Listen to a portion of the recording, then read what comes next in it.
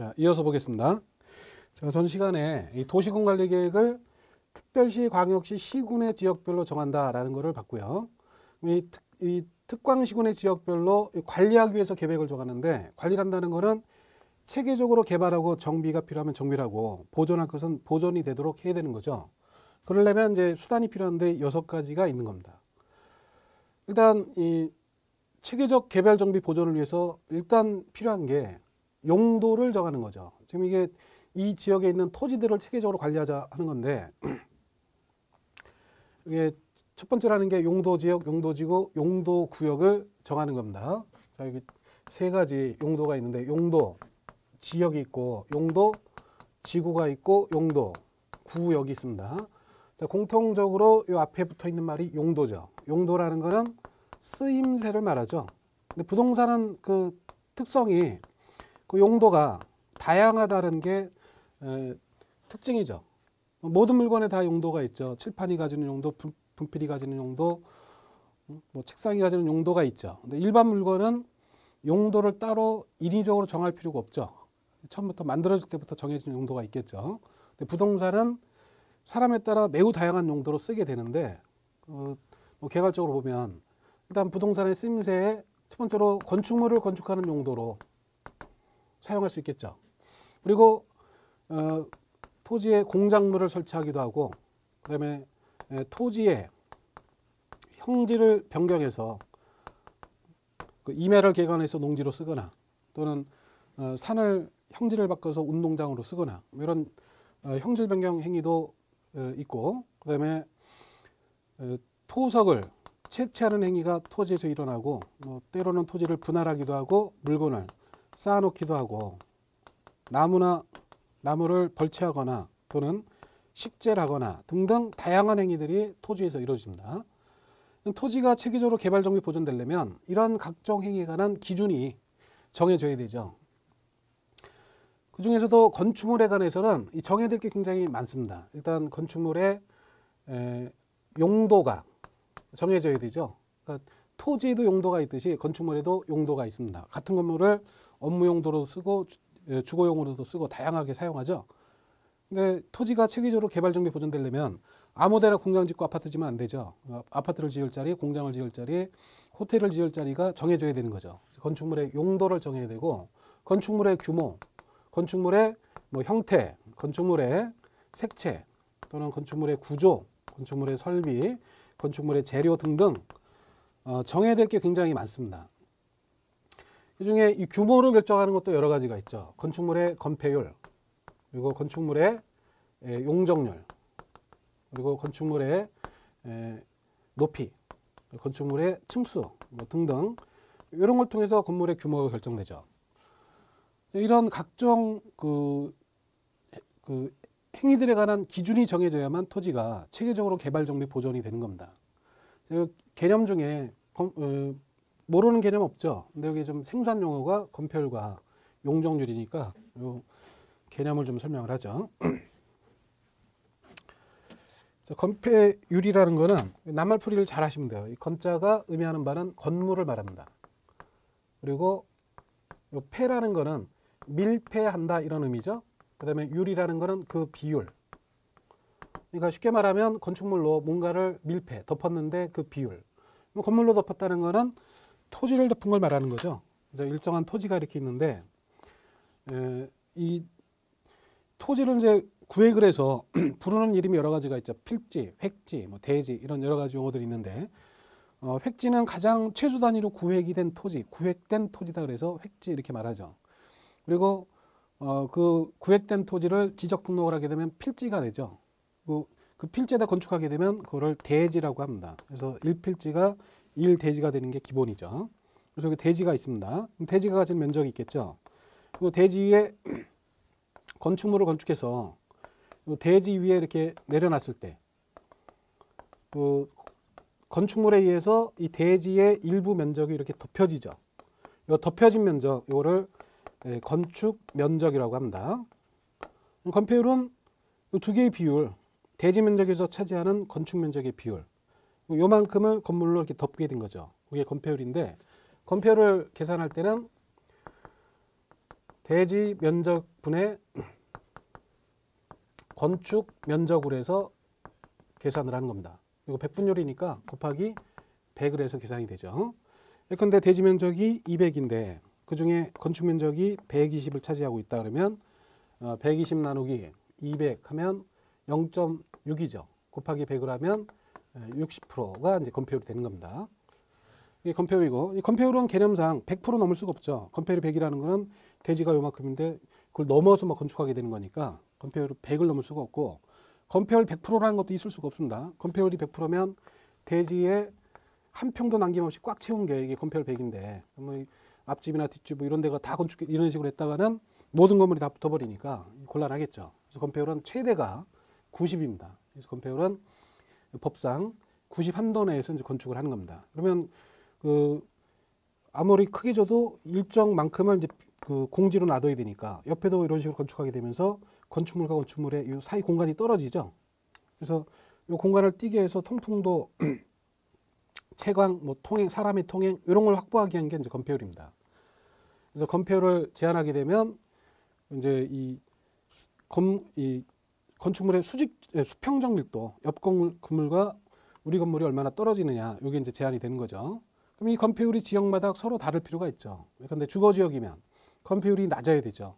주거 지역에서 건폐율이 높으면 옆집과 우리 집이 딱 붙는 이런 상황이 되니까 낮게 허용하고, 상업 지역이면 건폐율을 높게 허용하고, 공업 지역이면 아무래도 공장 건물이 옆으로 이제 크게 많이 깔리니까 좀 많이 허용하고, 녹지나 기타 지역들은 최소한으로 제한을 하겠죠. 이런 식으로 건폐율을 지역별로 서로 다르게 제한을 하는 거죠.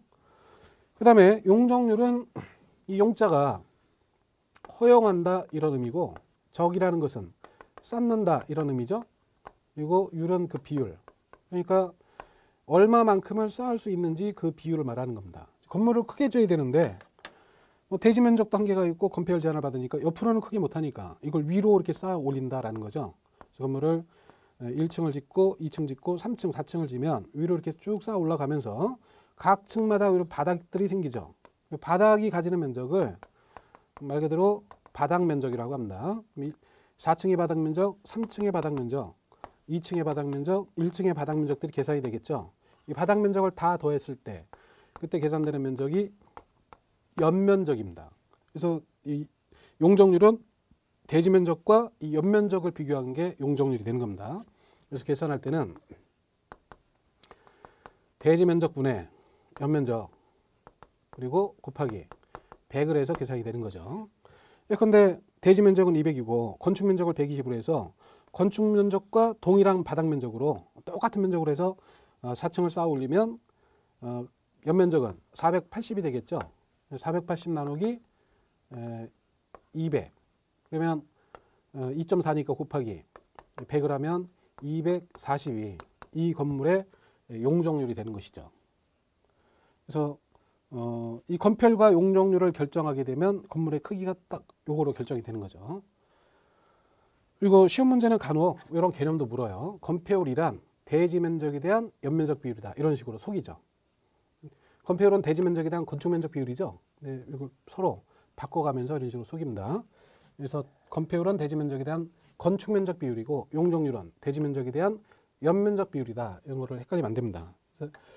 근데 공부할 땐 다 아는데 막상 문제 풀 때 자꾸 헷갈립니다. 그래서 실수하지 않게끔 이런 부분들을 잘 구분해 두셔야 돼요. 그래서 처음부터 기억할 때 건폐율은 기역자니까 대지 면적에 대한 기역자, 건축 면적 비율이고, 용적률은 이응자니까 대지 면적에 대한 이응자, 연면적 비율이다. 이렇게 구분해 두면 좀 덜 헷갈리죠. 그래서 이와 같이 건폐율과 용적률을 결정하게 되면 건물의 기본 규모가 결정됩니다. 다만 건폐율 용적률을 제한한다 해서 높이나 층수가 직접 제한되는 건 아니죠. 같은 건폐율 용적률로 4층을 지을 수도 있고 8층을 지을 수도 있죠. 그러니까 똑같은 용적률로 건폐율을 좀 줄여가지고 이걸 위로 올리면 8층이 되겠죠. 잘하면 뭐 16층도 짓고 그 이상을 짓죠. 근데 용적률이 낮게 되면 이거를 계속 그 위로 올리는데 한계가 있죠. 나중에 뭐 건물이 너무 얇아지니까 용적률에 따라 가지고 건물의 높이가 간접적으로 이제 정해지는 겁니다. 그래서 용적률은 건축물의 수직적 밀도, 건폐율은 수평적 밀도라고 이제 보통 얘기가 됩니다. 그래서 이와 같이 건폐율, 용적률을 통해서 규모를 결정하고 필요하면 높이나 층수 이런 것도 이제 제한할 필요가 있는 거죠. 저희 같이 토지라는 거는 체계적으로 개발 정비 보존되려면 이런 각종 토지 이용과 관련된 행위들이 제한이 돼야 돼요. 일정한 기준에 맞게끔 정해져야 되는데 이거를 전국에 있는 토지들이 수십만 필지가 있는데 그 각 필지에 대해서 1번 필지에 허용되는 건축물의 용도가 뭐고 1번 필지 건폐율, 1번 필지 용적률, 1번 필지에서 건축할 때 건축물의 형태, 색채, 구조 이런 거를 일일이 정할 수가 없죠. 이건 뭐 불가능한 거죠. 그래서 토지 쓰임새를 정하되 이거를 필지별로 하나하나 정하는 게 아니고 토지를 일정 범위로 나누는 겁니다. 이렇게 나눠서 이쪽은 주거지역, 이쪽은 상업지역, 이쪽은 공업지역, 여기는 녹지 이런 식으로 나눠서 나눠진 지역별로 이 행위에 관한 기준을 일률적으로 정하는 거예요. 그런데 여기 주거지역이니까 건축물의 용도가 호텔은 안 된다, 공장 안 된다, 주택은 가능하고 슈퍼도 가능하다 이런 거를 정해주는 거죠. 또 주거지역이니까 건폐율이 너무 높으면 안 되니까 그 주거지역 세분된 거에 따라서 최대 70, 용적률 최대 500%. 뭐 상업지역은 많은 사람들이 이용하게 되니까 건축물의 용도도 다양하게 호텔도 가능하고 그 위락시설도 가능하고 업무시설도 가능하고 뭐 여러 가지 용도 건축물을 허용하면서 건폐율도 최대 90, 용적률은 최대 1500 이런 식으로 이 지역에 대해서 일률적으로 그 토지 용도를 쓰임새를 정하는 겁니다. 그래서 지역으로 나눈 거죠. 이렇게 나눠서 나눠진 지역별로 토지 용도 쓰임새를 정하는 겁니다. 근데 쓰임새를 정하기 위해서 지금 정할 게 굉장히 많죠. 용도도 정해야 되고 규모도 정해야 되고 형태 색채 건축물뿐만 아니라 공작물, 형질 변경, 토속 재치 이런 거를 다 정하려면 용도제가 매우 복잡하게 되죠. 현재 있는 용도 지역이 크게 4가지, 자세히 세분해서 21가지 용도 지역이 있습니다. 근데 그 21가지도 공부하다 보면 꽤 벅차요. 꽤 많습니다. 그거 외우려면. 근데 만약에 이런 각종의 기준을 다 더해서 용도 지역의 종류를 정하게 되면 수백 가지가 필요합니다. 너무 복잡하기 때문에 이 토지 이용과 관련된 내용 중에서 가장 기본적인 거, 가장 기본이 건축물이죠. 그러니까 뭐 땅을 산다고 생각해 보면 제일 관심을 갖는 게 일단 건축물이죠. 건축물을 건축할 수 있는 토지냐 아니냐 이걸 먼저 관심 갖죠. 건축물이 가능하다 그러면 다음으로 관심 갖는 게 거기다가 어떤 건물을 지을 수 있느냐 이걸 관심 갖게 되죠. 아파트를 지을 수 있는 건지 호텔을 지을 수 있는 건지 이런 걸 관심 갖게 됩니다. 그다음에 그다음으로 이제 건물의 크기를 얼마나 크게 할 수 있느냐 이걸 고민하게 되는데 높이나 층수보다는 여기 건폐율 용적률 이걸 가지고 보통 제한을 하게 됩니다. 그래서 토지 이용에 관한 가장 기본이 건축물의 용도, 건축물의 건폐율, 건축물의 용적률이에요. 그래서 가장 기본적인 제한, 이 제한을 하려는 게 용도 지역이 되는 겁니다. 그래서 용도 지역, 즉 건축물의 용도, 건폐율, 용적률에 관한 기준을 정해서 전국을 이런 식으로 나눈 거죠. 이런 건 이제 다 묶으면 이걸 도시지역이라고 그래요. 도시지역 외에 관리지역, 농림지역, 자연환경 보전지역 이렇게 나누고 이걸 다시 세분해서 주거상업 공업 녹지로 이런 식으로 전국의 토지를 나누는 것 그게 이제 용도지역입니다. 그래서 용도지역으로 나눠서 개발이 필요한 거는 주거상업 공업으로 나눠서 체계적으로 개발하고 보존할 것은 녹지로 정해서 보존하겠다라는 겁니다. 그래서 이제 용도지역을 정한 건데 토지에 따라서는 건축물의 형태나 색채 또는 구조 뭐 이런 게 중요할 때가 있어요. 이게 다 중요한 건 아니지만 그런 지역들이 일부 있을 수가 있죠. 예컨대 한옥마을을 보존해야 되는데 그 한옥마을에 대해서 용도지역으로 주거지역을 지정해도 그 한옥마을 보존이 안 되죠. 뭐 주거지역에서 주택을 내는 거니까 그 주택의 형태가 어떤지 색채가 어떤지는 용도지역을 통해서 규제할 수가 없습니다. 그러니까 그 한옥마을만큼은 그 건축물의 용도뿐만 아니라 그 건축물을 건축할 때 형태도 어떻게 해야 되고 어떤 색채를 써야 되고 구조는 어떤 구조가 돼야 되는지 재료는 뭘 써야 되는지 이런 거를 제한할 필요가 있죠.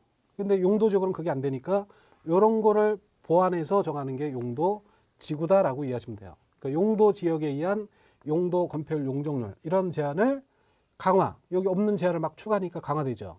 또는 필요하면 이런 제한들을 완화해서 용도적 기능도 증진하고 뭐 기타 용도적으로 할 수 없는 것들, 경관, 미관, 안전 뭐 이런 걸 도모하겠다라는 게 용도지구가 되는 겁니다. 그 다음에 용도구역이라는 거는 이 구역은 보통 특별한 목적을 위해서 따로 정한 자리를 구역이라고 그러죠. 근데 주차구역, 주차만을 위한 자리다 이런 거죠. 여기는 이제 특별한 목적으로 이 4가지 개발을 제한하려고 도시자연 공원을 조성하려고 그리고 수산자원을 보호하기 위해서 또는 시가화가 되는 것을 일정 기간 뒤로 늦추려고 이런 목적으로만 정한 거죠. 그래서 그렇게 되려면 그 건축물에 관한 사항뿐만 아니라 이런 공작물, 형질 변경, 토지 설치 이런 거에 관한 기준을 까다롭게 정할 필요가 있어요. 그래서 이런 걸 포함해서 정하는 게 용도 구역이다라고 생각하시면 돼요. 그래서 토지 쓰임새, 즉 용도를 정하기 위해서 세 가지를 둔 겁니다. 지역이 있고 지구가 있고 구역이 있죠. 처음 공부하면 이 단어조차 막 헷갈리는데 이 단어를 기억할 때는 지역이 있고 지구가 있죠. 그래서 지역, 지구, 구역 화살표 방향대로 기억을 해두면 돼요. 의미도 그대로 통합니다. 지역이 가장 기본, 그 다음에 지구는 이 지역을 보완하는 거, 구역은 좀 다른 겁니다. 방향 자체가 다른 거죠. 구역은 별도로 따로 정하는 게 용도 구역. 그래서 지역, 지구, 구역 단어를 좀 기억을 해두시고, 자, 이와 같이 도시군관리계획은 한 첫 번째 내용이 토지 용도를 정하는 거예요. 지역으로, 지구로, 구역으로 나눠서 그 나눠진 지역별로 토지 쓰임새들이 다 결정이 되죠. 그러면 이제 개발이 필요한 것은 개발이 될 거고, 보존할 것은 보존이 되고, 뭐 정비가 필요한 것은 정비가 되는 거죠. 그래서 도시군관리계획으로 토지 용도를 정하는 것이고, 그 다음으로 하는 거는 이제 이 시설을 결정하게 되는데, 이제 용도가 이렇게 정해져서, 근데 여기 상업적으로 정해지고 주거적으로 정해지면 이 안에서 이제 토지 이용이 요 용도에 맞춰지겠죠. 주거적이니까 주택을 짓고, 상업적에서는 호텔도 짓고, 뭐 위락시설도 건축하고, 업무시설도 건축하고, 그런 식으로 막 개발이 될 겁니다. 그래서 상업적은 막 고밀도로 개발이 될 거고, 주거지역은 저밀도로, 녹지는 거의 개발이 안 되겠죠. 근데 여기는 고밀도로 개발돼서 엄청나게 많은 사람들이 모여드는데, 도로가 막 2차선만 쫓겨나 있고, 상수사수도 제대로 공급 안 되고, 이러면 안 되죠. 그래서 그런 각종의 시설들, 이거를 이제 기반 시설이라고 하죠. 도로, 공원, 철도, 상수도, 하수도, 전기, 가스 등등 도시 안에 많은 사람이 모여 살다 보면 필요한 시설들이 있죠. 근데 도로가 필요하다고 개인이 건물 지면서 그 앞에 도로를 깔 수는 없는 거죠. 그래서 개인이 해결할 수 없는 이런 각종의 시설들, 이걸 기반 시설이라고 하고, 그걸 국가나 지자체에서 해결해 줘야 되죠. 그때 이 도로를 놓는데 어디에 놓을 거냐, 녹지 지역에 둘 건지 상업 지역에 둘 건지, 어느 위치에 둘 건지, 설치하게 되면 어느 정도 규모로 설치할 건지 미리 결정할 필요가 없죠. 미리 결정을 해야 될 필요가 있죠. 필요한 곳은 아야 되죠. 녹지 지역에 사람도 없는데 도로는 뭐 8차선 대로를 뚫어놓고, 상업 지역에 엄청나게 인구가 많은데 도로는 2차선만 내놓고 이러면 안 되니까 그거를 미리 계획을 통해서 결정하는 겁니다. 그래서 지역 상황을 보고 여기는 인구 많이 밀집한 지역이고 차량 통행이 많으니까 도로도 필요한 위치에 넓게, 여기는 뭐 도로 같은 거 많이 필요 없을 거고, 이런 식으로 그걸 정하는 겁니다. 어떤 시설을 설치할 것인지, 그 다음에 어디에다 설치할 것인지, 어느 정도 규모로 설치할 것인지, 그거를 정하는 계획이 바로 요 3번에 있는 기반시설의 설치, 정비, 개량에 관한 계획이 되는 겁니다. 이 설치라는 거는 없는 거 만드는 거고, 정비라는 거는 있는 걸 고치는 거고, 개량이라는 것은 더 좋게 만드는 거죠. 그래서 그걸 계획을 통해서 미리 정한다라는 거예요. 그래서 용도를 정하고 기반시설에 관한 사항을 결정하면 토지가 체계적으로 개발 정비 보존이 되죠. 근데 추가로 이제 이런 내용들이 필요한데, 도시개발 사업 정비 사업에 관한 게 이거 뭐냐면, 인구가 늘면 새로운 시가지가 필요해요. 기존의 용도 지역을 통해 가지고 뭐 시설을 결정해서 이런 식으로 이제 시가지가 조성해서 돼서 개발이 되겠죠. 여기 10만 명이 살고 있었는데 인구가 그대로 있는 게 아니라 늘죠. 20만, 30만으로 자꾸 늡니다. 근데 어느 정도까지는 요 시가지 갖고 다 늘어난 인구가 수용이 되는데, 어느 단계 가면 더 이상 이 안에서 수용이 안 되는 과밀화되는 상태가 되겠죠. 그런 경우에 새로운 시가지가 필요하죠. 이런 식으로 이제 개발할 뭐 어떤 지역들이 필요합니다. 그럼 여기를 이제 새롭게 개발하려면 그 일정한 구역을 정해서 각종 기반시설 다 설치하고, 그다음에 토지를 잘 구역을 해서 그 용도를 정해서 이거를 일반에 공급하면 이 토지를 사서 여기다 건물도 짓고 아파트도 짓고 이러면서 개발이 되겠죠. 이런 식으로 이 일정한 지역을 이렇게 개발하는 거, 개발이 안 된 지역을 새로 개발하는 거, 그걸 도시개발 사업이라고 합니다. 도시개발 사업을 할 때 어디를 개발할 건지, 어느 정도 규모로 개발할 건지, 어떤 내용으로 개발해야 되는지를 미리 정할 필요가 있죠. 그걸 정하는 계획이, 그거를 정하는 게 도시개발 사업에 관한 계획이 되는 겁니다. 그다음에 정비사업이라는 거는, 정비라는 건 고치는 거죠. 이미 개발된 지역이 시간이 지나면서 기반시설에 문제가 생기고 뭐 건물도 노후화되니까 그걸 이제 뜯어 고쳐야 되죠. 그때 이제 정비사업을 하는 겁니다. 뭐 가장 쉽게 볼 수 있는 정비사업이 재개발 사업 또는 재건축 사업 이런 것이죠. 그런 재개발, 재건축 이런 사업들을 해야 되는데, 어디를 정비할 것이고 어느 규모로 정비할 것인지 그것도 미리 정해야 되죠. 그게 정비 사업에 관한 계획이 되는 겁니다. 그 다음에 지구 단위 계획이라는 거는 일단 상세한 계획이다 정도로 일단 이해해 두시면 돼요. 그러니까 용도지역, 용도지구, 용도구역 이런 계획들은 상세하게 정하는 게 아니라 일정 부분의 토지를 나눠가지고 그냥 그 안에서는 일률적인 제한을 하는 겁니다. 그런데 용도지역을 지정하는 거는 이 토지를 나눠서 일정 범위의 토지가 있는데 이걸 나눠서 이쪽은 주거지역, 이쪽은 상업지역 이렇게 정하면 계획으로 정하는 건 끝나는 거예요. 계획으로는 더 자세하게 하는 게 아니라 그냥 그 토지 범위를 정하고 용도지역 종류만 이렇게 부여를 하면 됩니다. 주거지역으로 지정되면 이 안에 수많은 토지들이 있을 텐데 이 토지에 관한 이런 각종 토지 이용에 관한 기준은 똑같이 되는 거예요. 그런데 주거지역을 좀 더 세분해서 일종 전용 주거지역이라고 정했으면 이 안에서는 용도지역이니까 건축물의 용도가 정해지고 건폐율 용적률들이 정해집니다. 근데 일종 전용 주거지역에서 허용되는 건물이 뭐고 건폐율이 용적률이 얼마인지는 법으로 정해져요. 그래서 일종 전용 주거지역에서는 허용되는 건축물의 용도는 뭐 단독주택되고 그다음에 공동주택 중에서 일부 뭐 조례가 정하는 바에 따라 뭐 다가구, 다세대 뭐 이런 게 다세대 같은 게 허용이 될 수가 있고 기타 뭐 근린생활시설 일부 이런 이제 일부 주거생활에 침해가 안 되는 이런 시설들 위주로 허용이 되고 그다음에 일종 전용 주거지역 안에서의 건폐율은 최대 50%, 용적률은 최대 100% 이 범위 내에서 허용이 됩니다. 그러면 이 제한 내용이 일종 전용 주거지역 안에 있는 1번 토지든 2번 토지든 3번 토지든 다 똑같은 제한을 받는 거예요. 토지에 따라 다른 게 아니고 같은 용도 지역이면 제한 내용도 같은 겁니다. 그래서 이 1번 토지에다가 주택을 지을 건지 근린생활시설 건축할 건지 건폐를 얼마를 할 것인지 용적률 얼마를 할 것인지는 법에서 정한 이 한도 내에서는 개인들이 알아서 선택하는 거죠. 적어도 공장은 못 짓지만 이 중에서는 선택할 수 있는 거죠. 건폐를 꼭 용적 100으로 딱 맞춰서 하는 게 아니라 90으로 하든 80으로 하든 100으로 하든 그건 이제 개인들의 의사에 맡겨져 있는 겁니다. 그래서 용도적의 한계는 이와 같이 일정 범위의 토지에 대해서 일률적인 제한을 가해요. 그러다 보면 이제 문제가 뭐냐면 구체적으로 이 토지 이용 행위는 이제 개인들이 하니까 여기다가 주택을 짓거나 근린생활시설 건축하거나 그거는 개인이 알아서 결정하는데 전용주거지역에다가 예컨대 휴게 음식점, 근린생활시설 중에 휴게 음식점 이런 거는 허용이 됩니다. 그래서 여기다가 그 주택을 안 짓고 휴게 음식점을 졌어요. 그 옆에도 휴게 음식점, 그 옆에도 음식점, 그 옆에도 음식점 이렇게 막 될 수가 있죠. 그래서 간혹 그런 경우들이 있죠. 용도지역은 주거지역인데 그 동네 가보니까 주택은 없고 음식점만 모여있는 이런 지역들도 있습니다. 그런 정도는 크게 문제가 아닌데 이런 식으로 개발되는 게 문제가 될 때가 있습니다. 그런데 주거지역 한가운데 가가지고 막 호텔 같은 게 들어오고 뭐 유흥주점 막 이런 게 모여서 건축이 되는 이런 상황들이 생길 수가 있습니다. 그래서 그런 건 이제 문제가 있기 때문에 그걸 막기 위한 게 지구 단위 계획이에요. 그래서 지구 단위 계획은 상세하게 정하죠. 그래서 그냥 용도 지역만 정하는 게 아니라 예컨대 상업지역이면 여기 호텔도 가능하고 뭐 유흥주점도 가능한데 이게 전용 주거지역 옆에다가 막 건축하면서 문제가 될 수가 있으니까 이 지역을 일부를 따로 지구 단위 계획구역으로 지정해서 지구 단위 계획을 새로 정합니다.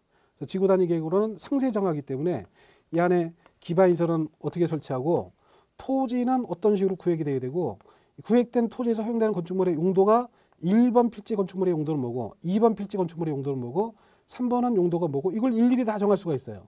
아까 용도지역은 일정 범위의 토지에 대해서 일률적으로 제한을 하는데 지구 단위 계획으로는 각 필지별로 허용되는 건축물의 용도, 각 필지별로 건폐율, 각 필지별로 허용되는 용적률, 그 필지에서 건축할 때 건축물의 형태는 어떻게 되고 색채는 어떻게 하는지 구조나 설비 등등 이런 거를 자세히 정할 수 있는 게 지구 단위 계획입니다.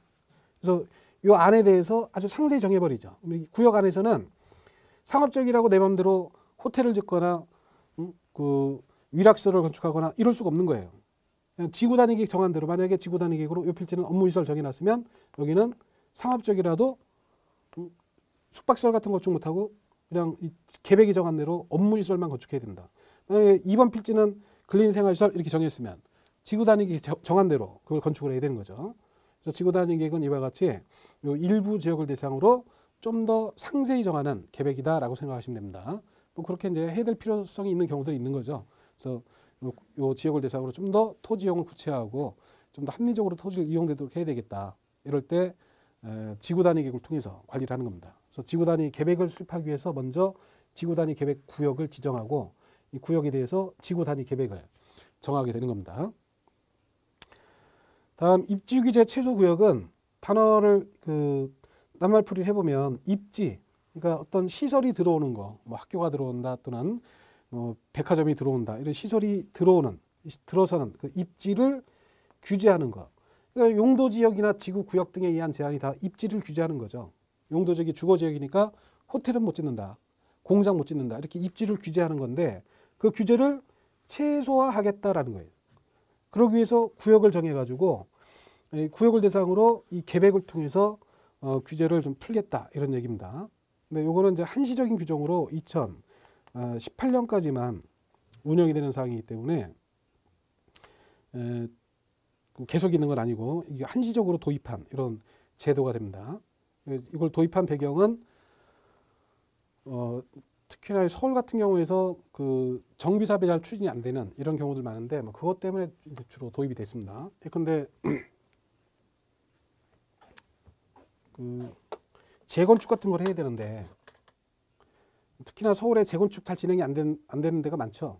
재건축이라는 거는 기존 건물이 노후화돼 있어요. 이걸 철거하고 깨끗하게 새로 져서 조합원들한테 나눠주는 게 재건축이죠. 근데 재건축할 때 다 내 돈으로 하려고 하면 잘 못하죠. 그래서 자기 돈 크게 안 들이고 집을 좀 넓혀서 깨끗한 집으로 바꿔가기를 원하는 건데 그렇게 되는 이유가 기존 아파트 용적률이 예컨대 100% 이렇게 돼 있어요. 이거를 이제 증축을 하는 거죠, 위로. 그러니까 뭐 정확하게 얘기하면 증축이 아니라 신축하는 건데 싹 철거한 다음에 종전 규모보다 크게 짓죠, 이렇게. 크게 져서 종전만큼은 조합원들한테 나눠주고 늘어난 거, 이거는 일반 분양을 통해서 이 비용을 여기서 이제 조달을 하는 겁니다. 그래서 재건축을 하려면 기본적으로 늘어야 돼요. 이 기존 용적률이 100%였는데 재건축 후의 용적률은 200% 이런 식으로 이렇게 늘어야 됩니다. 그래야 이제 재건축이 효율적으로 되는데 서울에 이런 경우도 많습니다. 기존 아파트 용적률이 낮을 때는 별로 문제가 없는데 기존 아파트 용적률이 이렇게 높게 돼 있을 때 그러면 재건축을 제대로 하려면 보통은 2배는 늘어야 돼요. 그래야 이제 이 건축 비용이 여기서 빠지는 거죠. 2배 늘어야 되는데 200%인 아파트를 재건축해서 그 사업이 제대로 진행되려면 한 400%까지 이렇게 재건축을 해야 됩니다. 이렇게 많이 늘려야 되는데 이 400%는 법에서 허용이 안 되는 거죠. 그러니까 예컨대 기존 아파트가 있던 게 용도지역이 주로 주거지역이겠죠. 주거지역 중에서 뭐 일반 주거면 3종 일반 주거지역에서 용적률 최대가 300%예요. 그러니까 이 300%를 넘어서는 이거는 허용이 안 되는 겁니다. 근데 재건축은 해야 되는데 법에서 허용하는 최대가 300%고 더구나 뭐 조례에 따라서 제한을 하면 그 이하로 또 제한이 된다. 예컨대 뭐 서울 같은 경우에는 그 3종 일반 주거지역에서 용적률이 250 이렇게 제한이 되는데 기존 아파트가 이렇게 돼 있었는데 재건축을 해서 요만큼을 늘려가지고 여기 조합원들 나눠주고 요거를 분양을 해서 그 비용을 조달하려고 그러면 이게 불가능하죠. 그러다 보니까 재건축이 진행이 안 되는 이런 경우들이 많죠. 그래서 요 규제를 좀 풀고 싶은데 용도 지역에 의한 그 용적률을 300에서 400으로 늘려버리면 전국에 막 다 난리가 나겠죠. 그래서 용도 지역 자체의 그 제한을 풀 수가 없고 구역을 따로 정해서 좀 재건축은 꼭 필요한데 진행이 잘 안 된다. 이런 지역 일부를 이렇게 입지 규제 최소 구역으로 지정을 해요. 그래서 이 구역에 대해서 입지 규제 최소 구역 계획을 통해서 규제를 완화를 하는 거죠.